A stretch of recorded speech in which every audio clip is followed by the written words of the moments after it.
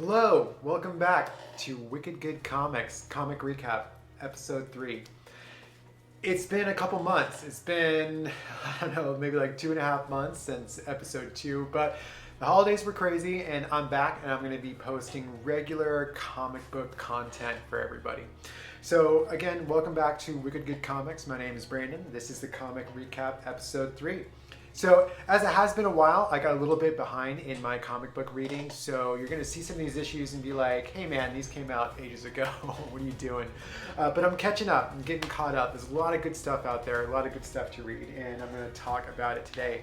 So the first thing that I picked up recently, and oh man, it's near and dear to my heart, we got Batman the Maxx Arkham Dreams issue 4. Speaking of a little bit of a delay, so there was a pretty long delay between issue 3 and 4, but hey, it's here. And you know, oh man, growing up in the 90s, I loved the Maxx. Image Comics was near and dear to my heart, especially the Maxx. I love Sam Keith's art and his storytelling. I was obsessed with it. I was obsessed with the TV show, and I just love the comic book as well. So really excited to see the Maxx return, and not only does the Maxx come back, but it's with Batman. I mean, what more could you ask for? And yeah, it's so funny, when I read this comic book, I can hear the voices from the cartoon. And I even hear Kevin Conroy as the voice of Batman, you know, when I'm reading this book. So again, this has everything you want from a Maxx comic book. It's got the great storytelling, it's got the really cool, really far out art concept, and the story is very, very interesting. So I'm eager to see how it concludes, but good to have the Maxx back, and with Batman. That's a plus. Also, is anybody reading this? Justice League Last Ride. This is issue 2. I think it's up to issue 7 now. But I'm super enjoying this. I really, really enjoy this. You know, there are some heroes that I like, but maybe not enough to follow their solo series. You know, for instance, Wonder Woman, Aquaman, Martian Manhunter, to some extent Green Lantern, or even Superman. But you know, I really like them in the context of the Justice League, especially Lobo. Who doesn't love Lobo?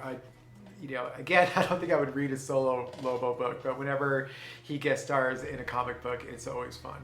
It's nice to see DC giving Lobo some love here. And yeah, this book is awesome. This is really cool. I'm really enjoying it. So make sure you're checking out Justice League Last Ride. It's really cool.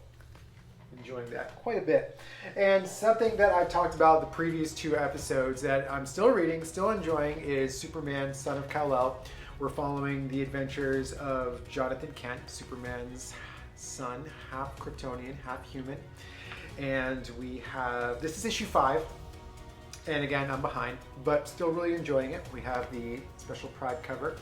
And it's a good story. I really, really like the story. It's you know, Superman, the story of Superman, he's a Martian living amongst humans, so it's not really, Earth is not really his home, even though he grew up there. But with Jonathan Kent, Earth is his home. He is part human, so the struggle between his human identity and his Kryptonian identity is great, and it humanizes Superman in a way, and it brings the mythology into the modern age, and I've really been enjoying this book.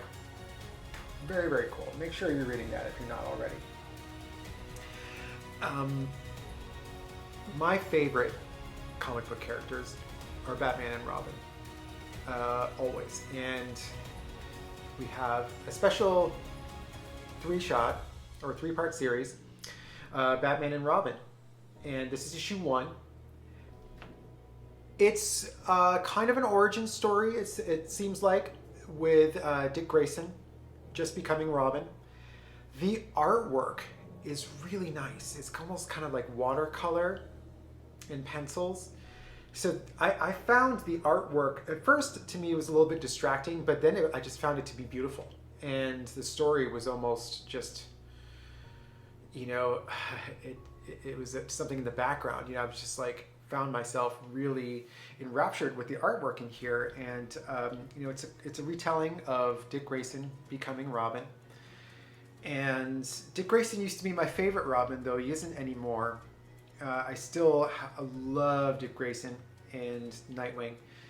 And this book's really good. I'm excited to read the next 2 issues. So make sure you're checking it out if you haven't checked it out yet. And those are the 4 new books that I've read this week. And of course, it's time for my favorite part of the show, which is the bonus back issue. So the bonus back issue this week is Gambit and the Externals, issue 1. Man, how much did you love Age of Apocalypse? I loved Age of Apocalypse. It's my favorite X-Men story.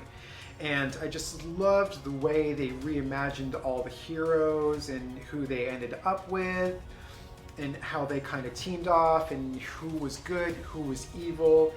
And I love the team. I love how Jubilee is kind of Gambit's right-hand partner, you know, as opposed to, you know, Wolverine and Jubilee, you know, being a team together. And I just, you know, I loved this series. Gambit and the Externals was fantastic. And the artwork is great. The artwork is kind of crazy. But, you know, I'm in the process of recollecting all the Age of Apocalypse books. And finishing up the Legion Quest series signed.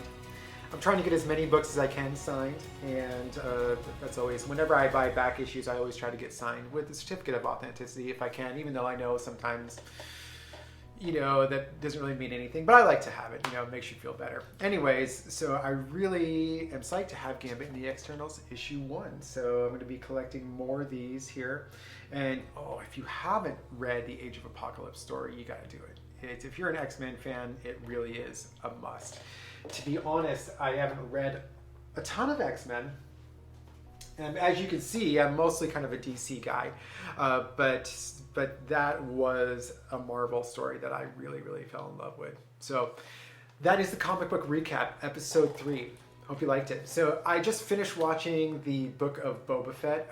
Man, if you're not watching that, you got to get on it. I mean, God bless you, Jon Favreau and Dave Filoni.